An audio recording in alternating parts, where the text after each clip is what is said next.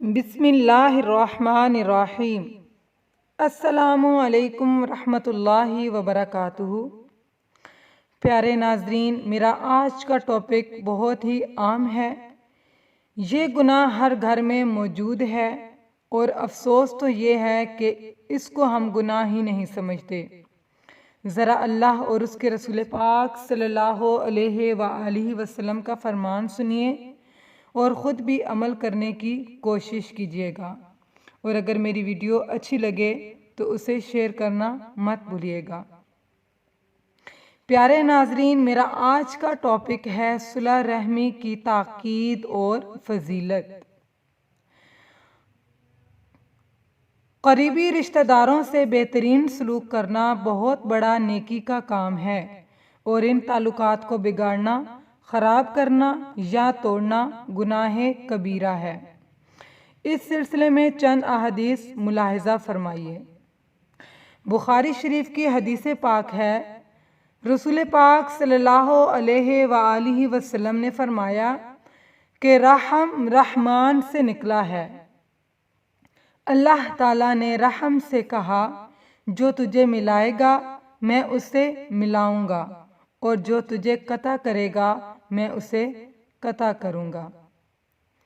بخاری اور مسلم شریف کی حدیث پاک ہے، فراخی رزق کا نسخہ نیز آپ صلی اللہ علیہ وآلہ وسلم نے فرمایا، جو شخص چاہتا ہو کہ اس کے رزق میں اضافہ ہو اور اس کی عمر لمبی ہو تو اسے چاہیے کہ وہ صلہ رحمی کرے۔ نیز آپ صلی اللہ علیہ وآلہ وسلم نے فرمایا، قطع رحمی کرنے والا جنت میں نہیں جائے گا۔ استغفر اللہ۔ نیز آپ صلی اللہ علیہ وآلہ وسلم نے فرمایا، جب اللہ تعالی مخلوق کی تخلیق سے فارغ ہوا تو رحم نے کہا، اے اللہ، قطع رحمی سے تیری پناہ طلب کرنے کا یہی موقع ہے۔ تو اللہ تعالیٰ نے فرمایا، ہاں، کیا تو اس بات سے راضی نہیں کہ میں اس سے ہی ملاؤں جو تجھے ملائے، اور اس سے توڑوں جو تجھے توڑے؟ رحم نے کہا، ہاں اے میرے رب۔ اللہ تعالیٰ نے فرمایا، تیری یہ بات منظور ہے۔ تو آپ صلی اللہ علیہ وآلہ وسلم نے فرمایا کہ اگر چاہو تو دلیل کے طور پر یہ آیت بھی پڑھ لو، فَهَلْ عَسَيْتُمْ إِن تَوَلَّيْتُمْ أَن تُفْسِدُوا فِي الْأَرْضِ وَتُقَطِّعُوا أَرْحَامَكُمْ۔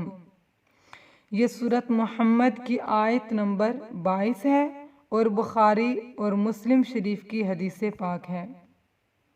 اسی طرح بخاری شریف کی ایک اور حدیث مبارکہ ہے، آپ صلی اللہ علیہ وآلہ وسلم نے فرمایا، بدلہ کے طور پر رشتہ ملانے والا نہیں، بلکہ رشتہ ملانے والا تو وہ ہے کہ جب اس سے رشتہ توڑا جائے تو وہ اسے ملائے۔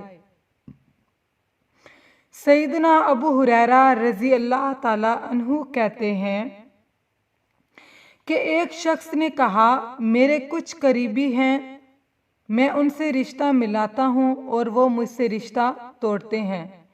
میں ان سے اچھا سلوک کرتا ہوں اور وہ مجھ سے برا سلوک کرتے ہیں۔ میں ان سے حوصلے سے پیش آتا ہوں اور وہ میرے ساتھ جاہلوں جیسا برتاؤ کرتے ہیں۔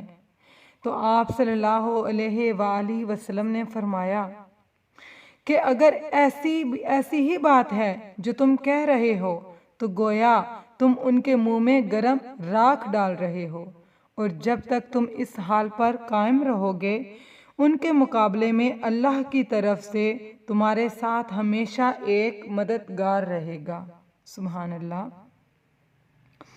سیدہ اسماء رضی اللہ تعالی عنہا کہتی ہیں کہ جس زمانے میں آپ صلی اللہ علیہ وآلہ وسلم کی قریش سے صلح تھی، اس دوران میری ماں میرے پاس آئیں اور وہ اسلام سے بے رغبت تھیں۔ میں نے آپ صلی اللہ علیہ وآلہ وسلم سے پوچھا، کیا میں اس سے صلح رحمی کر سکتی ہوں؟ تو آپ صلی اللہ علیہ وآلہ وسلم نے فرمایا، ہاں کر سکتی ہو۔ سیدنا ابو ایوب فرماتے ہیں کہ ایک شخص نے آپ صلی اللہ علیہ وآلہ وسلم سے پوچھا، یا رسول اللہ صلی اللہ علیہ وآلہ وسلم، مجھے ایسا عمل بتائیے جو مجھے جنت میں لے جائے۔ تو آپ صلی اللہ علیہ وآلہ وسلم نے فرمایا، اللہ تعالیٰ کی عبادت کرو، اس میں ذرا بھی شرک نہ کرنا، نماز قائم کرو، زکوٰۃ ادا کرو اور صلح رحمی کرو۔ آپ صلی اللہ علیہ وآلہ وسلم نے فرمایا، کوئی گناہ بغاوت اور قطع رحمی سے زیادہ اس بات کا اہل نہیں کہ اللہ اسے دنیا میں بھی فوراً سزا دے اور ساتھ ہی ساتھ آخرت میں بھی اس کے لیے عذاب بطور ذخیرہ رکھے۔